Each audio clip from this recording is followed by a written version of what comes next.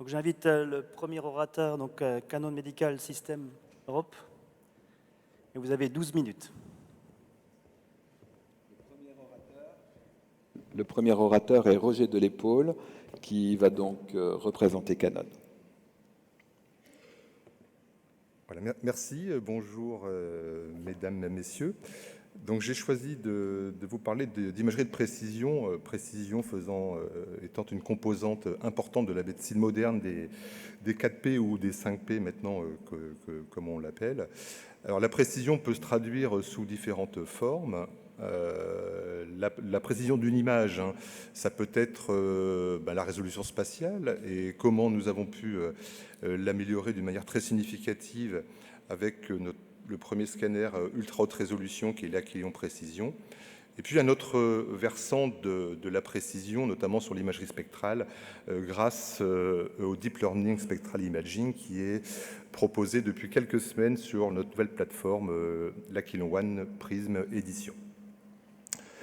Alors, l'amélioration de la résolution spatiale, effectivement, l'évolution depuis 20 ans en scanner a surtout été de multiplier le nombre de coupes par rotation, donc forcément d'augmenter la couverture anatomique par tour.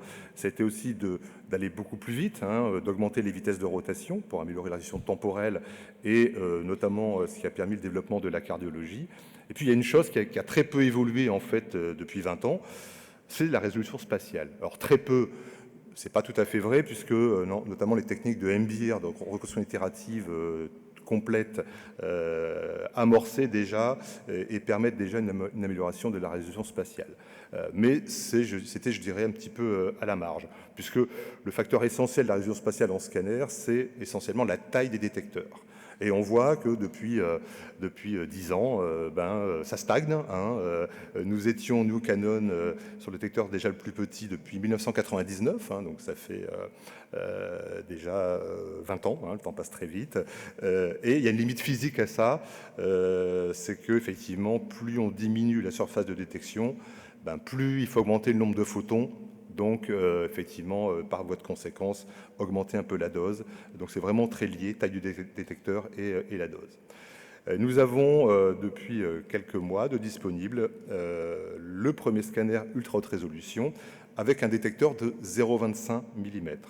Et vous verrez que malgré cette réduction de taille, la dose reste basse. Hein, et ça ne majore pas pour autant la dose, grâce notamment à des systèmes d'intelligence artificielle, notamment sur le deep learning reconstruction. Donc ce scanner ultra haute résolution, l'Achillion Précision, alors c'est pas juste un détecteur plus petit, il a fallu tout redesigner puisque vous savez que les phénomènes vibratoires ou le bruit dans l'image peut être généré en partie par de la mécanique, hein, de tubes, de systèmes de rotation. Donc on a tout redesigné. Donc à la fois depuis le recueil des données des détecteurs, donc les DAS, en passant par le tube, puisqu'il faut bien sûr un tube adapté à cette taille de détecteur. Il faut une précision améliorée dans le lit et le statif. Et enfin, solution incontournable, c'est effectivement de reconstruire les images ou avec du MBIR, ce qu'on a fait dans un premier temps, mais le MBIR a un inconvénient, c'est qu'il est assez long à reconstruire et difficilement intégrable dans un flux quotidien d'activité scanner. Mais surtout, il est maintenant possible, grâce à la ICE, qui est le Deep Learning Reconstruction, que vous verrez cet après-midi avec mon collègue Karim, d'avoir un MBIR, mais en temps réel. C'est tout l'intérêt de l'intelligence artificielle en termes de reconstruction et de réduction de la dose. Alors, passer de 0,5 en 0,25, en fait, quand on raisonne dans le volume, hein, vous voyez ici la taille des voxels, en fait, c'est une taille de voxel divisée par 8, hein, donc c'est pas effectivement, donc notamment quand on est sur une matrice de 1024 en 0,25 mm. Alors ce scanner, il offre une résolution de 150 microns, c'est-à-dire on est très proche et quasiment identique au capteur plan que l'on connaît. Il y a 6 foyers, notamment le plus petit foyer fait 0,4 sur 0,5 pour vraiment avoir la taille adaptée du foyer à celle du détecteur. C'est 160 rangées de détecteurs et possibilité effectivement de faire des acquisitions en 512, en 1024, voire en 2048. Et l'AICE, donc notre Deep Learning Reconstruction, qui est de base sur cette nouvelle plateforme. Alors vous voyez l'avantage en termes de résolution spatiale avec sur la gauche une acquisition acquise en 512, au centre en 1024 et à droite en 2048. Et on voit très bien que effectivement la trame osseuse est beaucoup mieux définie sur le 2048 que sur une acquisition standard. On retrouve les mêmes avantages en oncologie, notamment sur ce cancer effectivement du poumon. En termes de délimitation aussi de la tumeur, on est beaucoup plus précis dans sa délimitation. L'avantage de cette ultra haute résolution, et puis couplé à l'AICE, il faut bien comprendre que là, on a deux innovations associées, donc la taille du détecteur et le DLR, et on voit effectivement que l'analyse des plaques, notamment qu'elles soient mixtes ou calcifiées, est extrêmement facilitée par un effet de blooming et une résolution spatiale qui a grandement été améliorée. Et quand on regarde sur un stent qui a été acquis, notamment un petit stent, sûrement un stent d'angioplastie coronarienne, quand on fait une acquisition en 512 carrés, vous voyez sur la gauche ce stent, le maillage il est quand même assez grossier.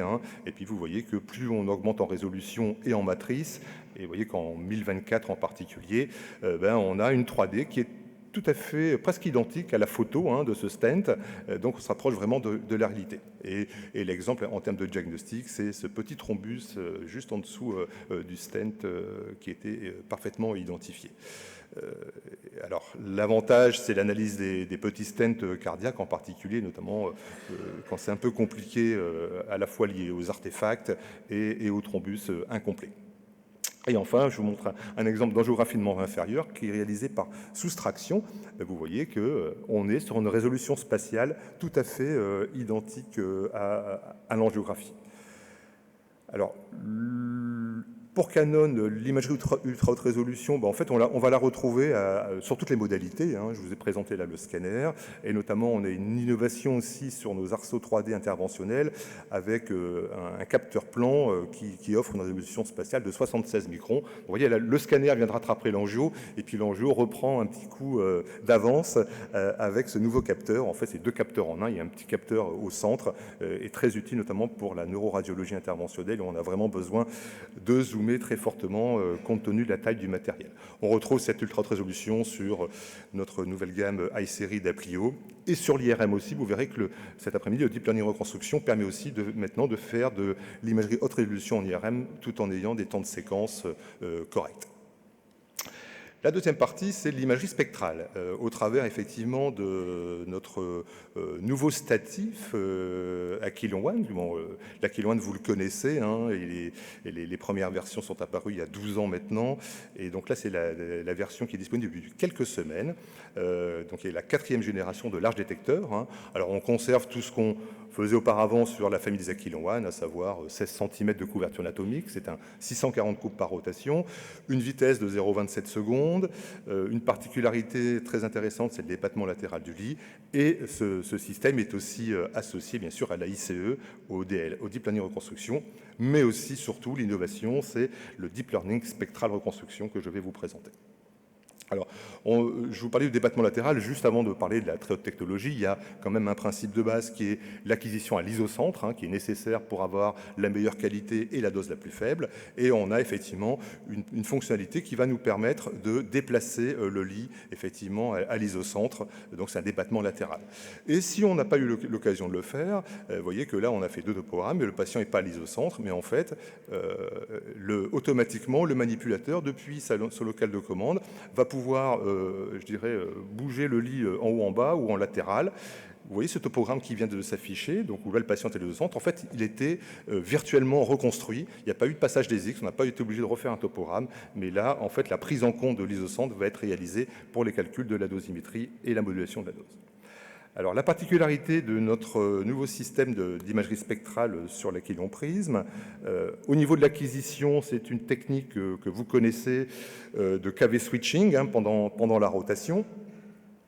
Donc, à savoir qu'on tire de manière alternative en haut et en bas KV, et ensuite on a effectivement, on extrait deux sinogrammes avec les deux niveaux d'énergie.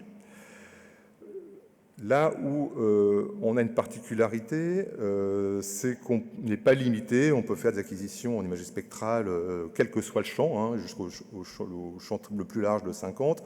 à la fois en mode hélicoïdal jusqu'à 2 mètres d'acquisition ou en mode one-shot, c'est-à-dire une rotation sur 16 cm quand on n'a pas nécessité d'aller au-delà de 16 cm. Mais ce qui est important aussi, c'est que vous voyez, on a la possibilité de moduler la dose pendant l'acquisition de l'imagerie spectrale. Auparavant, effectivement, les techniques de phase KV switching ne permettaient pas de moduler les doses. Or, effectivement, sur le prisme, on a la possibilité, vous voyez, ces courbes jaunes, en fait, c'est la modulation des milliampères pendant l'acquisition, tout en ayant le KV switching pendant l'acquisition. Donc, ce qui va permettre d'avoir un niveau de bruit constant sur tout le volume et surtout, bien sûr, aussi de réduire la dose compte tenu de sa modulation.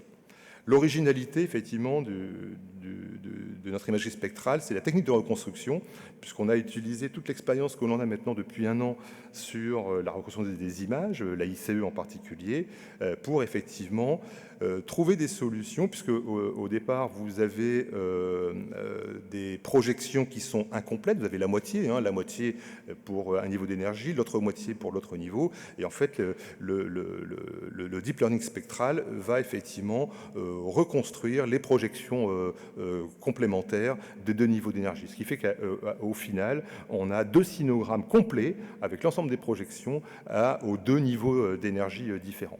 Ce qui à la fois offre une meilleure séparation énergétique, qui a été souvent au début une petite problématique sur l'imagerie spectrale, c'est celle de pouvoir différencier effectivement les spectres à haut et à bas KV, puisque il y a toujours un petit chevauchement entre les deux. Alors surtout, l'innovation n'est utilisée que si elle est facile et s'inscrit dans un workflow clinique. Donc dans les protocoles d'acquisition, l'envoi sur le PAX des images type monochromatique, cartographie de l'iode est entièrement automatisé. Et on peut déjà, dans le protocole d'acquisition, avoir l'ensemble des reconstructions disponibles en imagerie spectrale. Donc, l'avantage de ce deep learning spectral, c'est l'amélioration de la séparation des énergies, comme je vous l'ai dit, c'est la très bonne résolution temporelle puisqu'on est sur un switching de KV très rapide. On a des positions angulaires aussi des données brutes, des projections, ce qui permet notamment de donner accès à la décomposition des matériaux. On n'est pas limité sur le champ d'acquisition, on fait de la modulation de dose et surtout ce qui est important, c'est que le temps d'acquisition est identique à une acquisition standard. Il n'y a pas d'acquisition allongée avec cette technique et surtout, il n'y a pas de répercussion sur le workflow, c'est utilisable en routine clinique. Alors, bien évidemment, je ne reviens pas sur toutes les applications, que ce soit l'imagerie monochromatique, la cartographie de l'iode, l'imagerie virtuelle non injectée. Par contre, effectivement, donc on a possibilité d'afficher les courbes spectrales, je vous montrerai. Et puis surtout, comme on a la décomposition des matériaux, on a le calcul du Z effectif, et la densité électronique. Juste un exemple pour vous montrer effectivement que l'avantage, c'est de pouvoir aussi réduire la quantité de produits de contraste, enfin la charge plutôt en iode, notamment 80 cc avec une concentration qui est très faible et puis un faible débit, et notamment intéressant pour les patients qui ont des voies veineuses un peu compliquées. Et il va effectivement vous afficher, notamment on voit que le 60 keV en termes de résolution contraste apporte de très bons résultats, confirmés par la cartographie de l'iode et le Z effectif. Un autre exemple sur le contrôle d'endofuite sur une endoprothèse, donc je passe rapidement là-dessus pour ne pas déborder sur mon temps. Et enfin, vous voyez en bas à droite, c'est pour vous montrer effectivement les courbes d'imagerie spectrale avec effectivement la décomposition des matériaux et l'identification des Z effectifs. Et enfin, pour terminer, pour conclure, on a aussi des techniques de soustraction que vous connaissez. Je passe rapidement sur les techniques aussi de perfusion, puisque donc là on a une plateforme qui fait de l'imagerie spectrale, de la soustraction, de la perfusion. Et enfin, la conclusion de cet exposé, c'est que vous verrez cet après-midi, on va beaucoup parler d'intelligence artificielle, mais en fait l'intelligence artificielle, déjà au niveau de la production des images, permet de repousser certaines limites et barrières physiques et technologiques que l'on connaissait. Et puis tout ça participe bien sûr à la précision, à l'amélioration de la précision des diagnostics et au final à la sécurité des patients par les réductions de la dose. Voilà, je vous remercie. Et